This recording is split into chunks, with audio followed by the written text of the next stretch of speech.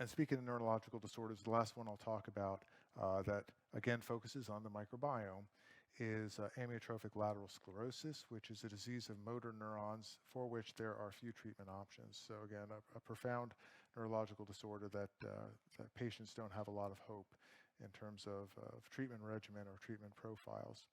And this is work done by Ron Segal, again, at the Weissman Institute, looking at and showing a translation model, starting preclinical and then translating up to humans, that looking at superoxide dismutase transgenics is a model, a preclinical model for ALS.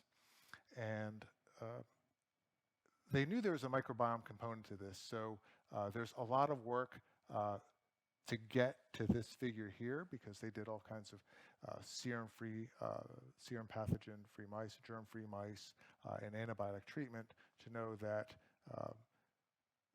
the loss of gut complexity or diversity was impactful, that it resulted in worse outcomes in this animal model. So they knew they were losing some sort of beneficial strain. They did a lot of work to characterize that strain from the metagenomics, and they found a specific strain called Akkermansia muciniphila that appeared to be beneficial for promoting healthful outcomes or beneficial outcomes, improving the phenotype of their model.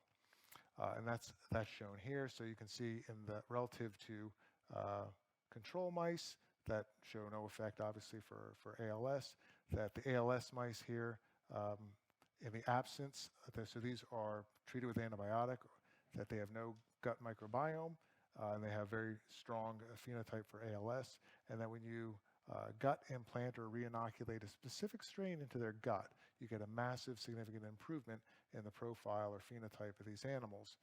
So a ton of work to do, metagenomic profiling that gave them the strains that were present and differentially present that could potentially be involved, only told them what the strains were. It didn't tell them anything about what those strains were producing. So what was the functional output? What is the mechanism of action for how the gut microbiome, what its outputs are that influence health outcomes in this model system? So we worked with them at this point to take essentially this group right here, control animals, and then the ALS animals, either with vehicle treatment or the Akkermansia muciniphila inoculation, to profile those using global discovery platform to understand what they're producing.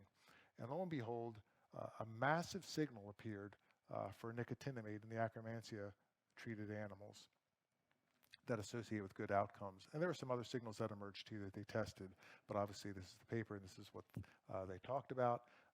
So nicotinamide and all the many metabolites within the nicotinamide pathway were significantly increased, showing that the entire pathway was upregulated in these animals that had been inoculated with this specific strain, leading to the question or hypothesis that this could potentially be involved, the beneficial agent that mediates this beneficial effect.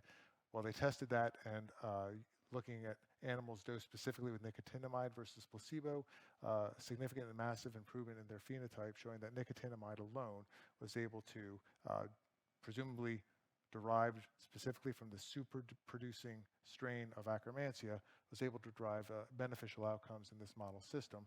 And as a translatability question, individuals, humans, both in CSF and in serum, were able to show decreased levels in CSF and circulation of nicotinamide in ALS, kind of consistent with the story that at least to improve treatments or improve outcomes for these patients who really don't have any recourse, that this is one potential avenue for a target identified and potential treatment that came from a global untargeted discovery platform.